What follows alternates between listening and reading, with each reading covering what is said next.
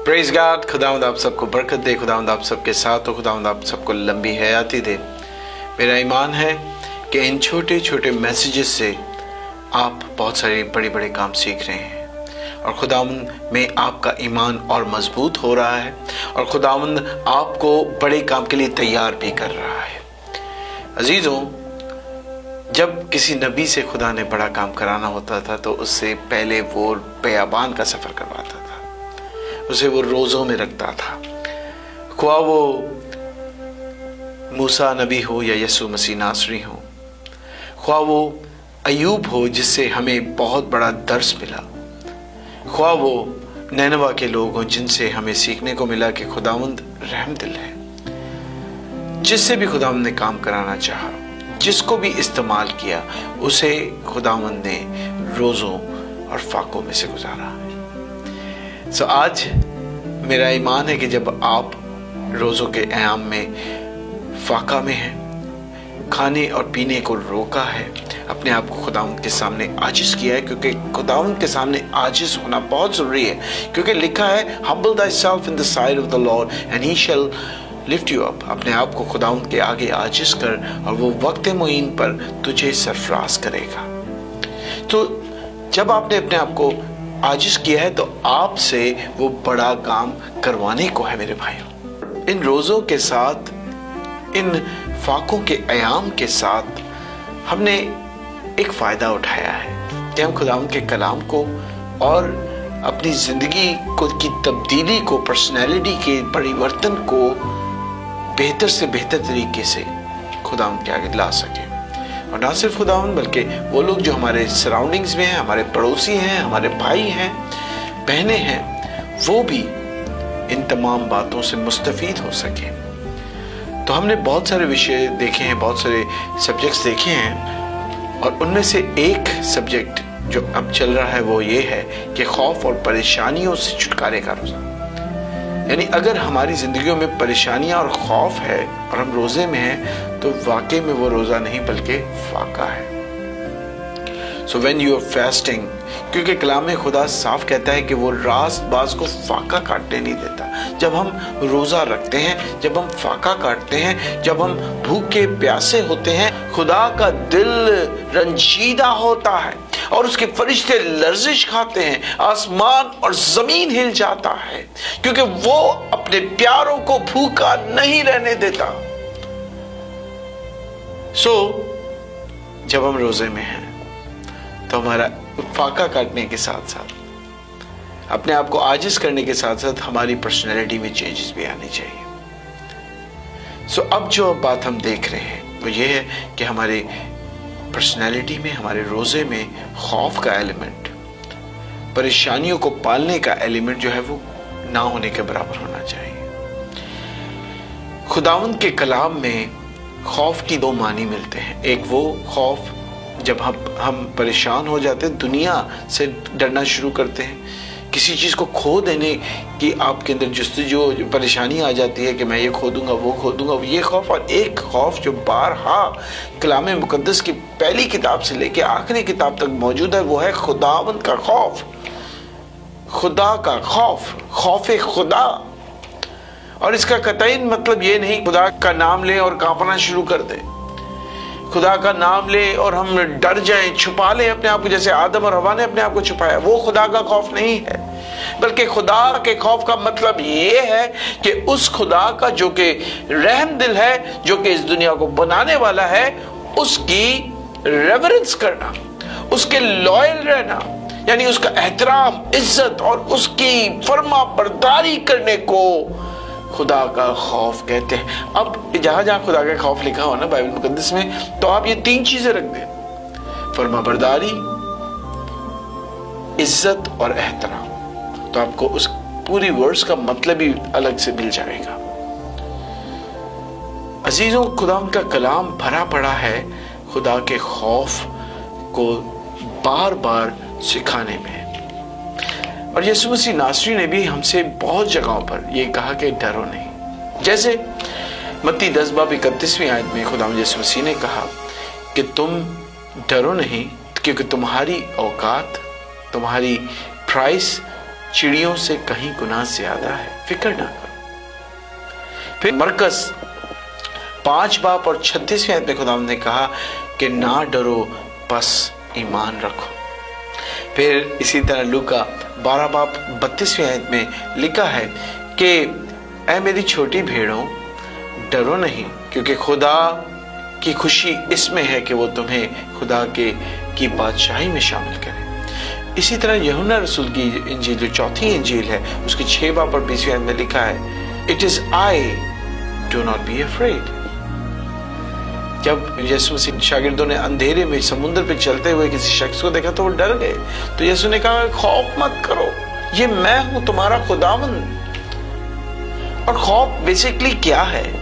शख्सी तहफ्फुज का बेकाबू होना, सेल्फ प्रेजर्वेशन को गॉन वाइल्ड जो कंडीशन है कि हमारी तहफ्फुज, हमारी जो हिफाजत का जो एहसास है, जब वो हमें खत्म हो जाए या बेकाबू हो जाए तो हमें खौफ तारी हो जाता है, खौफ की रूह हमें आ जाती है। और खौफ की रूह इतनी खतरनाक है कि वो किसी चीज के काबू नहीं आती, सिर्फ एक की कि वो शख्स जिसको खुदावंद के कलाम का पता है वो ही खुदावंद के कलाम के जरिए इस खौफ की रूह के ऊपर काबू आ सकता है। क्योंकि अगर उसको ये पता है कि दूसरे तिमोथियस 1 बाब और 7वीं आयत में ये लिखा है, क्योंकि खुदा ने हमें दहशत की रूह नहीं, खौफ की रूह नहीं दी। खुदा का पाक रूह कभी हम पे खौफ तारी नहीं करता, वो शैतान की रूह है, वो फेयर ऑफ स्पिरिट है जो हमें खौफ तारी करता है। क्या कहता है पौलुस रसूल तिमोथियस से? क्योंकि खुदा ने हमें दहशत की रूह नहीं बल्कि कुदरत और तरबियत की रूह दी है। कि पाक रूह का अव्वलीन काम हम पे खुदा की कुदरत जाहिर करना, हमारे ईमान को बढ़ाना और फिर हमारी तरबियत करना है। हम पर खौफ तारी करने का काम पाक रूह का नहीं है। फिर इमसाल 1 बाब 7वीं आयत में बड़ी प्यारी बात लिखी, अगर उस शख्स को जो खौफ का सामना करता है, परेशानी का सामना करता है, और उसको इमसाल 1 बाब 7वीं आयत का पता है जहां खुदावंद कहता है कि खुदावंद का खौफ, यहां पर दुनिया का सबसे हकीम और सबसे अमीर शख्स सुलेमान बादशाह कहता है खुदावंद का खौफ इल्म का शुरू है। तो खुदावंद का खौफ आपका इल्म को नागिस नहीं करता, आपको ब्लाइंड माइंडेड नहीं करता, आपको एब्सेंट माइंडेड नहीं करता, आपकी दिमागी हालत को डिटोरिएट नहीं करता, बल्कि वो आपको आलिम और फाजिल बनाता है, आपको हकीम बनाता है, आपकी नॉलेज में इंक्रीमेंट लेके आता है। यह है खुदावंद का खौफ। खुदावंद का खौफ इल्म का शुरू है, लेकिन अहमक हिकमत और तरबियत की हकारत करते हैं। ये अहमक वो हैं जो दुनिया के खौफ को उस अनदेखे खुदा के खौफ के सामने हकीर समझते हैं। सो अजीजों, जब यीशु मसीह नासरी ने भी वादा किया है कि डरना नहीं है, और हम भी अपने आप से तब सवालात करें। क्या सवालात करें? कि मैं इस खौफ से जब अपने आप को दूर करूंगा तो मैंने अपने आप को क्या जवाब देना है, मैंने दुनिया को क्या बताना है, मेरी विटनेस क्या होगी, इख्तियार वालों को मैं क्या बताऊंगा। और मैं कतई आपको ये नहीं कहता कि आप हुकूमतों के अगेंस्ट खड़े हो, नहीं, लेकिन हुकूमतों का खौफ नहीं करें। खौफ सिर्फ खुदावंद का करें, एहतराम सिर्फ खुदावंद का करें, और लॉयल आप खुदावंद से रहें। क्योंकि खुदावंद आपको कभी किसी हुकूमत, किसी शरीयत के कानून, किसी हुकूमती कानून के खिलाफ खड़ा होने के लिए नहीं कहता। Praise God, hallelujah.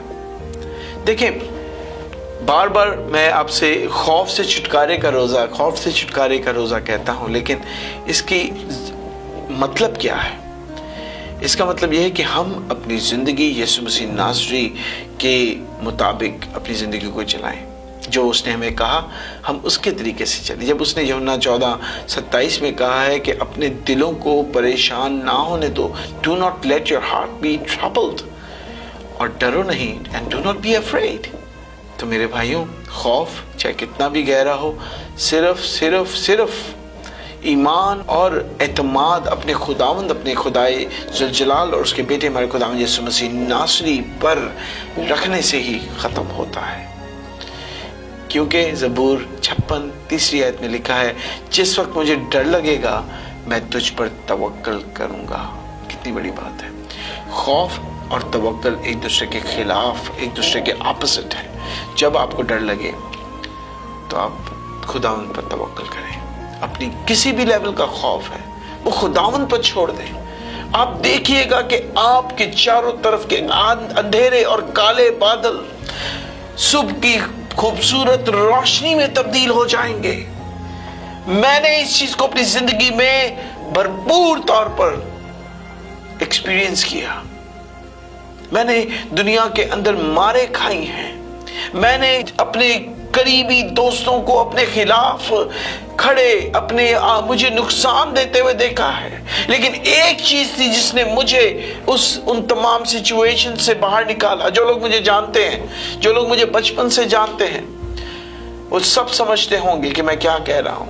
एक चीज जो मुझे बाहर निकाल के लाई, और वो आज आपको भी निकाल के लाएगी, कि मैंने अपने खुदावंद का खौफ अपने दिल से कभी जाने नहीं दिया और उस पर ईमान रखा, और दुनिया का खौफ मुझ में से हट गया। तो मेरा ईमान है आज का दिन, ये रोजा जो कि आज का 22वां रोजा है, आपकी जिंदगी में बहुत बड़ी तब्दीली लाएगा। और अगर नहीं तो सोचें, क्योंकि अब सिर्फ 18 रह गए हैं। इन दिनों में जब हमें मौका मिला है कि हम अपने आप को तब्दील कर सकें, खुदावंद के आगे बेटर प्रेजेंट कर सकें, उसकी खिदमत में हम ज़्यादा से ज़्यादा अपने आप को बेहतर शख्सियत के साथ ला सकें, इस बड़ी अपॉर्चुनिटी को ज़ाया ना होने दें। मेरा ईमान है खुदावंद आपको बहुत बरकत देगा, आपकी हिफाजत करेगा और आपको बरकतों से माला माल कर देगा। खुदावंद आपके साथ हो, खुदावंद आपको बरकत दे, खुदावंद आपको लंबी हयाती दे। मैं आपके लिए दुआ करना चाहता हूँ और वो बरकत चाहता हूँ जो हारून को खुदावंद ने सिखाई कि जब तू बनी इस्राएल को बरकत दे तो ये कहना, ये बारेक खा अदोनाई वेईश मेरे खा, या एर अदोनाई पना मिलेखा वे खुनेखा, निसा अदोनाई पना मिलेखा वे असेम लखा शालूम। खुदावंद तुझे बरकत दे, खुदावंद तेरी हिफाजत करे और अपने चेहरे का नूर तुझ पर जलवागर फरमाए, और खुदावंद तुझे अब्दी शालूम, अब्दी इत्मीनान, अब्दी सलामती अता करे। आमीन। Praise God. Stay blessed and be strong in Jesus. आमीन।